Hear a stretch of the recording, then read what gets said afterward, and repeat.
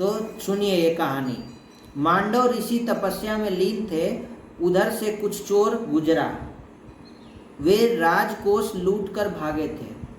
लूट का धन भी उनके साथ था। राजा के सिपाही उनका पीछा कर रहे थे।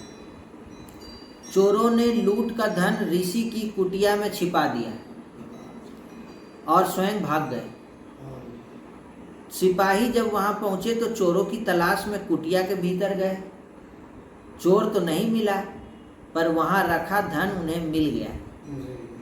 सिपाहियों ने सोचा कि निश्चित ही बाहर जो व्यक्ति बैठा है वही चोर है।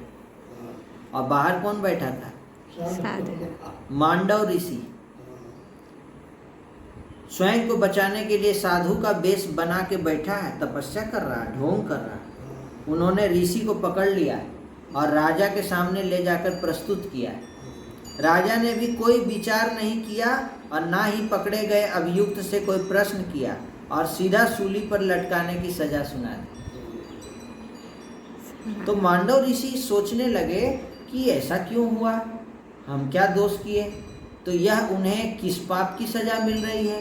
तो उन्होंने अपने जीवन का अवलोकन किया कि कहीं कुछ नहीं मिला। पूरा जीवन, फिर विगत जीवन का अवलोकन किया। पिछले जन्म में गए, देखते देखते पूरे 100 जन्म देख लिए, पर कहीं उन्हें ऐसा कुछ नहीं दिखाई दिया जिसके परिणाम स्वरूप यह दंड सुनाया जाता।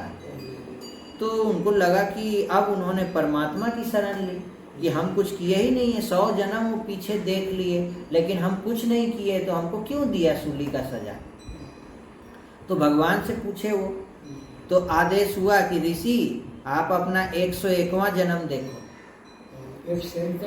101वां जन्म देखो।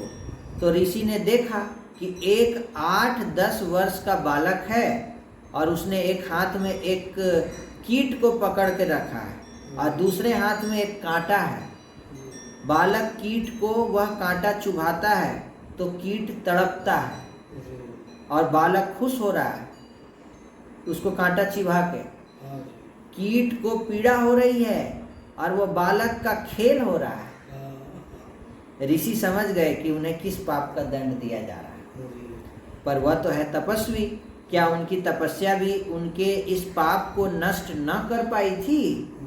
तो ऋषि विचार ही कर रहे थे कि कुछ लोग जो ऋषि को जानते थे वे राजा के पास पहुंचे और ऋषि का परिचय देते हुए उनकी निर्दोषता बताई कि आप गलत लोग पकड़ के ले आए, ये तो निर्दोष है, ये तो ऋषि हैं। राजा ने ऋषि से क्षमा याचना करते हुए ऋषि को मुक्त कर दिया। इतनी देर में क्या क्या घट चुका था।